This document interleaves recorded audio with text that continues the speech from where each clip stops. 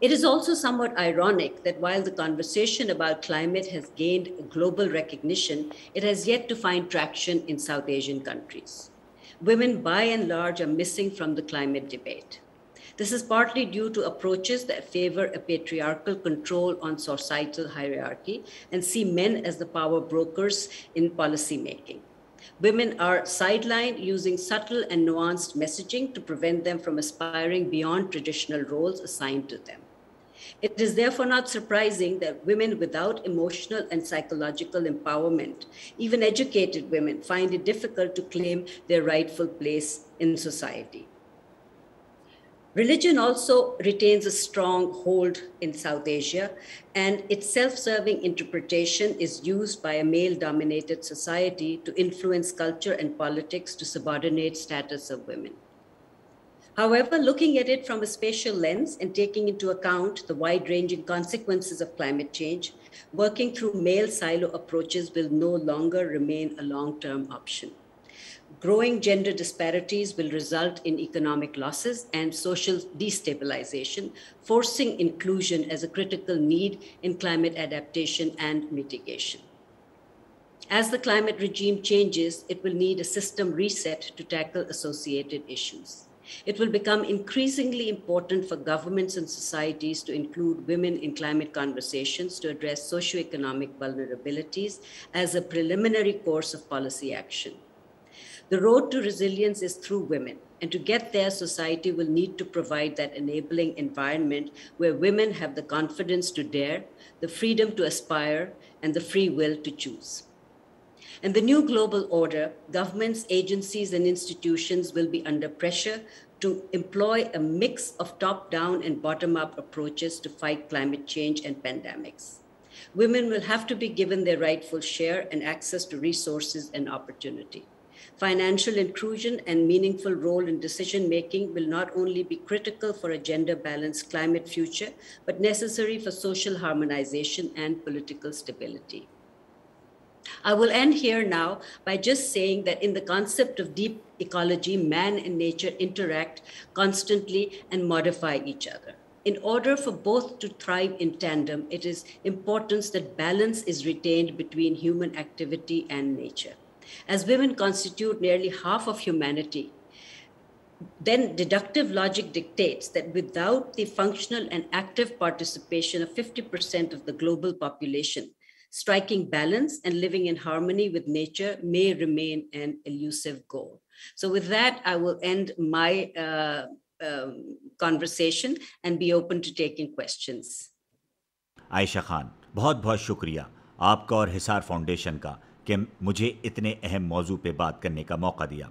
मैं इस हवाले से एक बिल्कुल वाज़ेह बयान देना चाहूँगी कि माहौल, कोविड और तनाज़ा ये अब बिल्कुल आम बात बनने वाली है, क्योंकि जिस हिसाब से दुनिया की आबादी बढ़ रही है, जिंदगी गुजारने के लिए वसाइल की कमी बढ़ती जा रही है। माहौलियाती तब्दीली हम सब की जिंदगी पर असरअंदाज होने वाली है, चाहे आप कहीं भी रहते हों और कुछ भी करते हों। लेकिन यहाँ सबसे बड़ा चैलेंज ये है कि ये पूरी दुनिया को एक तरह मुतासिर नहीं करेगा। इंतहाई मौसमी तब्दीली जिसमें सैलाब, खुशसाली, जंगल, आग सब शामिल है, ममालिक की साख्त को कमज़ोर करेगी और अदम मसावात के फ़रोग़ का बाइस बनेगी। हम देख रहे हैं कि कैसे माहौलियाती तब्दीली के बाइस औरतों में ग़िज़ाइयत की कमी वाक़ हो रही है और साथ साथ औरतों पर तशद्दुद के वाक़यात में इजाफे का भी बाइस बन रही है। इस वजह से औरतों को तालीम, सेहत, मलकियत और मुलाजमत के मौक़े नहीं मिल रहे। देहात में काम करने का मेरा तजुर्बा है और वहाँ औरतें घर की तमाम जिम्मेदारी खुद उठाती हैं, जिसमें घर के तमाम काम, आग जलाने के लिए लकड़ियाँ जमा करना,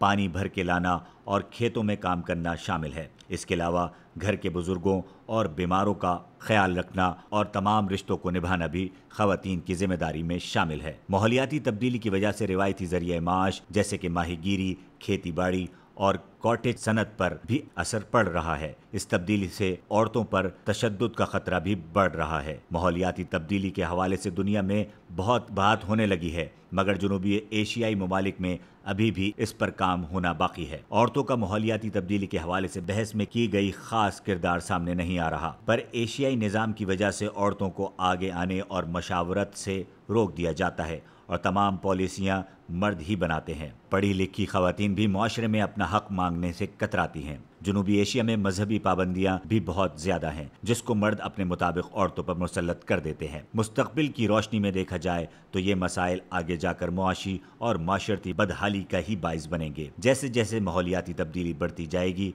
मसाइल भी बढ़ते जाएंगे। ये ज़रूरी है कि ख़वातीन को माहौलियाती तब्दीली के हवाले से पॉलिसी बनाने में हिस्सा दिया जाए और इनसे मुशावरत की जाए। लचकदारी का रास्ता ख़वातीन के ज़रिए ही किया जा सकता है और इसके लिए ख़वातीन को बेहतर मुआशरा फराहम करने की ज़रूरत है, जहाँ वो बेखौफ ख़तर अपने बात कर सकें। ख़वातीन को मौक़े देने की अशद ज़रूरत है। आखिर में ये कहना चाहूँगी कि दुनिया की तरक्की इसकी निफ्स आबादी की राय है और शमूलियत के बिना मुमकिन नहीं। औरतें क्योंकि दुनिया की आबादी का 50% हिस्सा हैं, लिहाजा हर शोबे में ख़वातीन की शमूलियत लाजमी होनी चाहिए। इसी तरह हम तरक्की कर सकेंगे। यहाँ हम अपनी क़यादत, यहाँ मैं अपनी बात ख़त्म करती हूँ और अगर कोई सवालात हैं हाजिर हूँ। Thank you, Aisha. Indeed, there's definitely the need for will at the highest policy and political levels to acknowledge the role and importance of women in decision making and ensuring the representation of women at the highest policy level.